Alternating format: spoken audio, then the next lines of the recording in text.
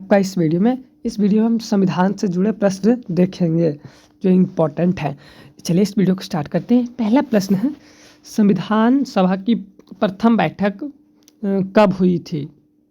आपके ऑप्शन है 9 दिसंबर 1946, 11 दिसंबर 1946, 13 दिसंबर 1946 और है 21 दिसंबर 1946। इसका जो राइट आंसर हो जाएगा दोस्तों, हो जाएगा, इसका correct answer option number A हो जाएगा। 9 दिसंबर 1946 को इसका राइट आंसर हो जाएगा। प्रथम बैठक 9 दिसंबर 1946 को हुआ था। दूसरा नंबर प्रश्न है, संविधान सभा की अस्थायी अध्यक्ष के रूप में किसे नियुक्त किया गया था? इसका जो राइट आंसर हो जाएगा ऑप्शन नंबर बी हो जाएगा। डॉक्टर सच्चिदानंद सिन्हा को अस्थायी रूप से चुना गया था। तीसरा नंबर प्रश्न है, संविधान सभा के अस्थायी अध्यक्ष किसे बनाया गया था? तो ये बनाया गया था डॉक्टर राजेंद्र प्रसाद को, यानी कि करेक्ट आंसर सी हो जाएगा, डॉक्टर राजेंद्र प्रसाद। 4 नंबर प्रश्न, प्रारूप समिति के अध्यक्ष कौन थे? तो प्रारूप समिति के अध्यक्ष जो थे वो थे Bhimrao Ambedkar. Correct answer D number हो जाएगा। 5वां नंबर प्रश्न है, संविधान सभा के अंतिम रूप से संविधान को कब पारित कर दिया गया? तो यह जो किया गया था 26 जनवरी 1950 ईस्वी को। इसका करेक्ट आंसर ए हो जाएगा। 6 नंबर प्रश्न है, भारतीय संविधान किस दिन से पूर्णतः लागू हुआ था? अभी मैंने बताया एक ही प्रश्न है, 26 पूर्णतः लागू हुआ था 26 नवंबर 1950 को। करेक्ट आंसर हो जाएगा ए नंबर। सॉरी, इसका करेक्ट आंसर 26 जनवरी 1950 ईस्वी को हो जाएगा। नवंबर मैंने बोल दिया था। 7वां नंबर प्रश्न, भारत कब गणतंत्र दिवस मनाया जाता है? इंडियन रिपब्लिक डे कब मनाया जाता है? तो यही मनाया जाता है 26 जनवरी 1950 को, जब हमारा संविधान लागू हुआ था। इसी के रूप में मनाया जाता है। करेक्ट आंसर सी हो जाएगा। 8 नंबर प्रश्न, भारतीय संविधान के किस भाग को उसकी आत्मा की संज्ञा दी गई है? तो इसका जो करेक्ट आंसर हो जाएगा प्रस्तावना, सी नंबर राइट आंसर हो जाएगा। 9 नंबर प्रश्न, संविधान सभा ने राष्ट्रगान को कब स्वीकार किया? इसका करेक्ट आंसर हो जाएगा 24 जनवरी को ही अपना लिया गया था। 24 जनवरी 1950 को अपना लिया गया था। 10 नंबर प्रश्न, भारतीय नागरिकों को प्राप्त मूल अधिकारों की संख्या कितनी है? इसका right answer option number C हो जाएगा 7।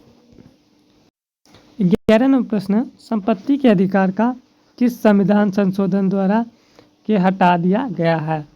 तो इसका करेक्ट आंसर 44वें, यानी कि option number A correct answer हो जाएगा। 42वें के द्वारा जोड़ा गया था और इसके द्वारा हटाया गया था। इसका करेक्ट आंसर ए हो जाएगा।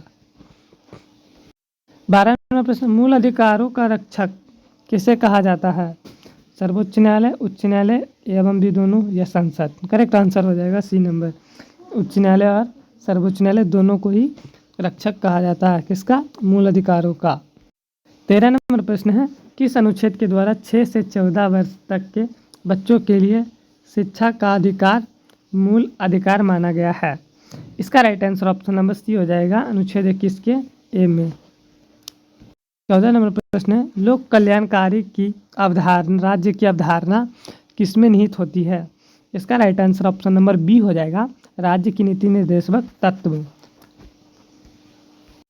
15 नंबर प्रश्न, संविधान का अनुच्छेद 40 राज्य को निर्देश देता है, वह है? तो जो 40 है वो बोलता है कि ग्राम पंचायतों का संगठन करें और उसका विकास करें, उसे आगे बढ़ाएं। करेक्ट आंसर सी हो जाएगा। 16 नंबर प्रश्न है, संविधान में मूल कर्तव्यों को शामिल करने की प्रेरणा किस देश के संविधान से ली गई है? इसका जो करेक्ट आंसर हो जाएगा ऑप्शन नंबर ए, रूस के संविधान से लिया गया है। 17 नंबर प्रश्न, संविधान में मूल कर्तव्यों की कुल कितनी संख्या है? इसका नंबर हो जाएगा 11, बी नंबर राइट आंसर हो जाएगा। मूल कर्तव्यों की 11 और मूल अधिकारों की 7। वर्तमान में मूल अधिकारों 6, सब याद रखिएगा।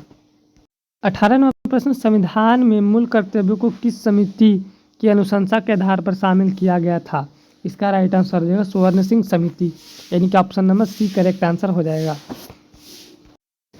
19 नंबर प्रश्न, भारत संघ की शक्ति किसमें निहित है?